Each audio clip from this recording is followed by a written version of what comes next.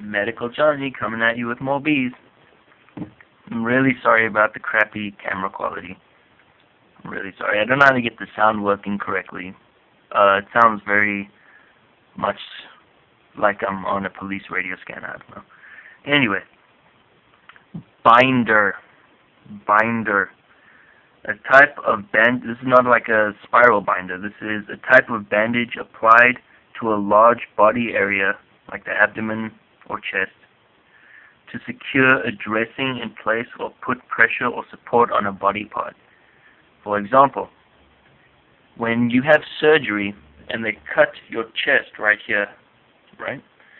This is all down your chest in the middle. It's not a bone that's keeping your ribs together.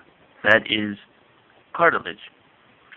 And when they cut that out, they can't just put it back together. After they do the surgery inside your chest, they have to get at the stuff in there. They can't just put everything back together, glue it back, and everything's fine. They try and put it back together, but if you stretch yourself out, it's going to rip open, and you're going to have all sorts of problems. Your lungs are going to come out, maybe your kidneys, your heart. You have so much going on here. A lot of muscles is going to fall out, and nothing will be kept together. And the ribs will be helping everything stay open. So everything will just be loose, falling around, and you could very well die from that. So a binder could be wrapped around you to keep everything together. It's like when you break a rib, you break a few ribs, you have to wear that whole chest thing, that whole chest thingamabobs that you see on the movies, that wrap, or it could be a specific instrument. They have lots of instruments to do these things. That could be the binder. It's binding the chest things together, where it says to secure a dressing in place or put pressure on or support a body part. So keeping things together. Next, bioterrorism. This is half a medical thing, half of something you should very be aware of. Terrorist attacks using chemical or biologic materials. Now, I pray to God this won't be an issue going into your CNA studies, but it might be if terrorists start attacking with things like mustard gas, biochemical cyanide released in the air. You remember they had the whole anthrax deal in the mail a few years ago. I remember in the 80s they took out Tylenol and they put cyanide pills, so people were actually dying of taking aspirin when it was really cyanide, and people got very sick from it, the ones who didn't die. Hopefully you don't have to encounter this, I pray, but you may have to encounter one day bioterrorism if the United States is ever under attack, or wherever you may be living. Terrorist attacks using chemical or biological material. Bioterrorism. Bladder distension. This is extremely painful. Your bladder is it's tiny, but when it starts swelling up, it becomes big with urine, right? So it expands, but since urine's a liquid and it doesn't, which one would you rather be, touched with? A finger? Would you rather be poked? Would you have water splashed on you? You want the water because the water doesn't hurt. Bladder distension, a stretching out of the bladder when urine produced is not excreted. So excreted, we'll get to that, but excreted, X means out. So if you don't pee and you start feeling that bulging of the bladder, a stretching out of the bladder when urine produced is not excreted. So when you start feeling that is bladder distension. Bladder distension, when your bladder is swelling up. Blood and lymph tissue. Tissue composed of singular cells. Excuse me for a second. Sorry. Singular cells that move within a fluid to every part of the body, circulating nutrients, oxygen, and antibodies, and removing waste products.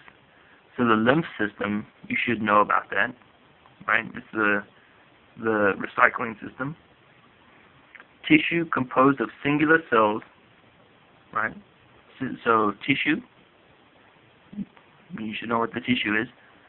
So it's a substance of single cells that move within a fluid. So it's a fluid made by the body. It's not, it could be blood, it could be in the blood, but it's a separate fluid that moves within the body to every part of the body. There's no place that doesn't get it. Circulating nutrients, it takes nutrients everywhere, this tissue and this fluid. Takes oxygen everywhere, right? And antibodies, which do things like fight disease, cancer, all that, and remove waste products. So part of the definition is blood. So blood, for example, takes oxygen as one to different parts of the body. But it's not just oxygen, it's also lymph tissue. So oxygen is not the only thing going on there, because you also have to recycle things. Once the oxygen gets old, you don't have oxygen from when you were breathing when you were 3 years old. That's all been recycled. It's been taken out through the blood and lymph tissue. It takes it away. It recycles it. So blood pressure. The force of the blood pushing against the walls of the blood vessel. The force of the blood exerted on the inner walls of the arteries, veins. Remember arteries? Arteries going away from the heart, veins going into the heart, and chambers of the heart as blood flows or circulates through the structures. So it is not how hard your heart is beating, but how hard the force of everything is.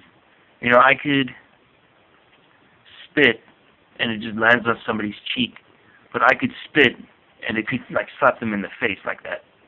There's a difference. And the force of the blood pushing against the walls, so it's the inner, well, when you have the tube, if this is the tube and the blood's flowing through here, it's the force that could make them swell up and go like that as it's leaving the heart, to go like that. And that could be very bad for you, stretching out your veins, arteries, and the chambers of your heart. It's not natural. Well, technically it is natural, but because everything that happens in your body is natural besides gunshots, stabs, all that, but it's a negative natural. If it's not how your body is supposed to be, it's very bad for you, could cause death. And the force of the blood exerted within the inner walls of the arteries, veins, and chambers of the heart as blood flows and circulates throughout the body. So it could actually cause a wearing out, the blood pressure. It could cause a wearing out. Now, blood pressure is not the exact negativity part. You can have good blood pressure where you have your veins and blood is just flowing through them. That's good blood pressure. But when your blood pressure starts rising, if you ever have checked your pulse on one of those machines and it tells you your diastolic, blood pressure, all that, if your blood pressure is higher, that means the force is not just going like this, but it's going like this now. And you're having that everywhere, where it's just pushing so thoroughly that it's like a balloon that is just stretching. You don't want to stretch a balloon. Well, it could pop. Hopefully your veins, arteries, and heart inner chamber walls do not pop. Body alignment. The correct or anatomical positioning of the patient's body. Also, the arrangement of the body in a straight line. So the correct or anatomical positioning of the patient's body. When you're just laying flat, could be on your back, could be on your side. As far as I know, I'm just equipped with knowing that it could be on your back. I'm not sure about the side or on your stomach, but it's where you're in a straight line. When you're playing mannequin and you're just absolutely stiff, that is supposed to be body alignment. Here's an easy one for you guys. Body language. Communication through hand movements, gestures, facial expressions, body movements, and touch. This is pretty simple. Everybody has body language, and you should know. It's very simple, but it's very apparent. And every culture has different body language. In this book, for example, it'll tell you that, for example, black people have a louder body language than white people or Hispanic people, for example. Louder doesn't necessarily mean volume-wise, but it is volume-wise. For a majority of black people, speaking in a louder voice is not necessarily meant to be rude or negative, but white people may take it that way, and this is one of the things you have to learn as a nurse, is every race has something different. For example, Native Americans don't particularly like to shake hands. A lot of them, not all of them. A lot of them are modernized in that way. They don't particularly like to shake hands, but it's not rude that they don't want to shake hands. It's just them, their ethics. And their body language could, for example, be, as far as the black people, screaming doesn't exactly mean bad, or for white people, ignoring doesn't exactly mean, if I ask a question to a white person and they don't answer immediately, they're not trying to be rude, they could be thinking about it, but it may come off as rude. That's their body language. And it's just things like a peace sign in Europe would be extremely rude. Extremely rude. That's basically giving somebody the middle finger. Thumbs up in the Middle East is basically the middle finger. It's body language.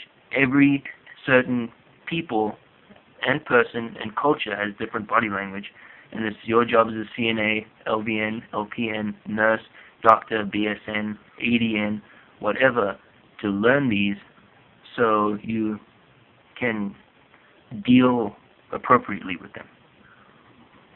So basically, communication through hand movements, facial expressions, body movements, and touch.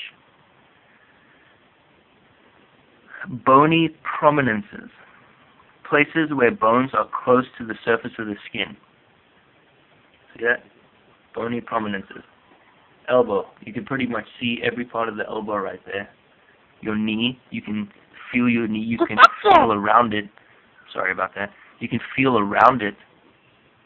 All that kind of thing, but you can't exactly reach into your nasal and feel every part of the bone in there. You can feel every rib, yeah, but they're not exactly just, unless you anorexics, they're not sticking out like this, This is not exactly a bony prominence, but this is. I can feel every groove in there. So bony prominences. Places where bones are close to the surface of the skin. Boot up. One thing as a CNA you'd have to learn about computers. Boot up is to start up the computer. Brachycardia. It's heart rate below 60. Brachycardia. When you have a heart rate, you use this, put it on somebody's chest, you hear thump, thump, thump, thump, thump, thump. If that's below 60, it is called brachycardia. Cardia, cardio, heart, that kind of thing. And brachycardia, brachy or bad. That's how I associate brachy